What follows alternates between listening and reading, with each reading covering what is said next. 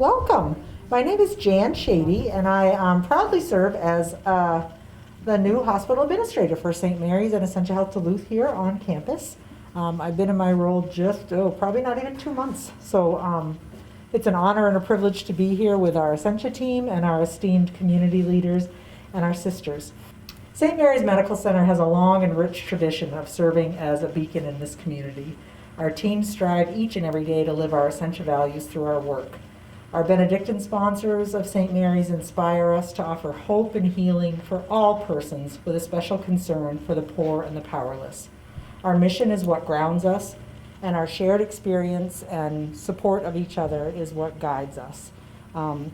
So at this time, I would like to introduce Sister Beverly, the prioress of St. Scholastica Monastery, to share a few words. And I'm going to disinfect your microphone, Sister. The nurse in me is... And the nurse in me is appreciating that very much. I'm very grateful to be invited to represent the Sisters of St. Scholastica Monastery. Last week, the sisters and all the ministry partners that we sponsor wrote a joint statement. I was written and then signed by all of us. So I'd like to read that to you today. Without a doubt, we are living in a time of incredible challenge. The fear, effects, and uncertainty of COVID-19, as well as the recent breathtaking display of injustice in our society. Racism, violence, and inequality go against all that we stand for as one human family and who we are as Benedictines. Saint Benedict reminds us that each person is unique, each person matters, and together we are stronger as a community. More than a century ago, our sisters were called to a shared mission of providing education and health care to our region and beyond. Over the years, there have been difficult situations, with some as seemingly impossible as these are today. The constants we relied on both then and now are our unwavering faith and our Benedictine heritage, from which flow our vision, insight, practical wisdom, and call to community. This sense of community is a defining characteristic of who we are today as Benedictines. It is that shared experience that shapes our lives, joins our hearts and hands, and gives us peace and unity. We must always remember that with the vastness of our interdependent world, we are still one family.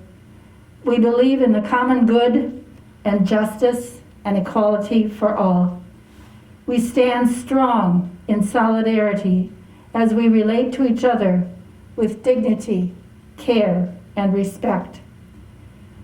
We know this is a difficult time, but one with the promise of positive change to make our world a better place. We call on the leaders of our ministries to be carriers of our tradition. We rely on them to continue to uphold the values we hold most dear and to strive to create a more just world now and into the future. Before I share a few more words, I want us to direct our eyes out to this sign that was created by our facilities team, and it was a creative vision of many that we would in this time have a sure sign that we can move forward together. Good evening, everyone. My name is Stacy Judola, and I serve as the Director of Chaplaincy Services for Essentia Health's East Market. Thank you for joining together as we celebrate not just the lighting of a sign, but the power and the principle of this one word, this message, together. As we confront a global pandemic and all the heartache it is causing, as we witness the ugliness of racism and inequality that plagues our society, we must lean on one another and work to build a brighter and healthier future. I don't know how it is for each of you, but ever since George Floyd's tragic and senseless murder on May 25th, I've observed deep pain and violence in the world. But I have also observed people looking for a stronger and more peaceful way forward. And I'm fixing my eyes, my ears, and my heart on ways to promote healing, justice, and peace with my neighbors. I found myself reflecting on our Benedictine heritage, which we've just heard Sister Beverly speak of, and that heritage that guides and grounds us for many years, since the late 1800s, this mission to make a healthy difference in the people's lives that we serve. As we've heard from the sisters over the years, it hasn't always been easy, but by leaning on the values and standing strong with those values, they have been able to navigate seemingly impossible situations. That's the challenge facing us once again today.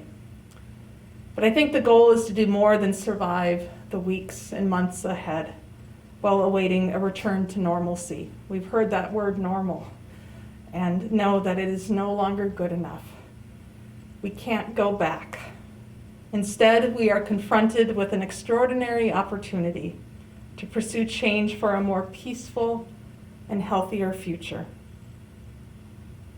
At Essentia, we have a history of advocating for justice and working to lift up the most vulnerable in the communities that we are privileged to serve, going all the way back to the rule of St. Benedict. That past can and must guide our response to this time in our world. We also want to learn from our neighbors how to grow and live in more just and compassionate and respectful ways. By embracing our values of justice and respect, as well as the shared humanity that pulls so many of us together into calls of service in our community and in healthcare and in our families, we can create a pathway forward that is filled with hope for all. Racism and inequality go against everything that we've learned from the sisters of justice and respect. And so long as these injustices occur in our world and within our own hearts, we will never reach our full potential together. Together, we can initiate positive change and turn the struggles of today into the promise of a healthier and more peaceful tomorrow. The COVID-19 health crisis, along with many weeks of social unrest and grief, has brought this world to our knees as we remember George Floyd and others who've experienced injustices. But together, we will stand back up. Together, shoulder to shoulder with friends, with family and coworkers, and people we do not yet know by name. Together, we can envision and create a more respectful and just world. This sign, this beacon of hope, may it be a reminder and an invitation for us to join together to learn, to work, and grow in relationship and connection, that we all may be stronger together. Before closing tonight, I'd like to share a few words that have been a guiding inspiration and blessing for me in recent weeks. And they are from the writer Mickey Scott Bay Jones. And she offers this invitation to brave space. Together, we will create brave space, because there is no such thing as just safe space. We know that we exist in the real world. We all carry scars, and we have all caused wounds. In this space, we seek to amplify the voices that fight to be heard elsewhere. We call each other to more truth and more love. We have the right to start somewhere and and to continue to grow together. We have the responsibility to examine what we think we know, and we will not be perfect. This space will not be perfect. It might not always be what we wish it to be, but it will be our brave space together. And in this space together, we will work on it side by side until there is peace for everyone. Amen.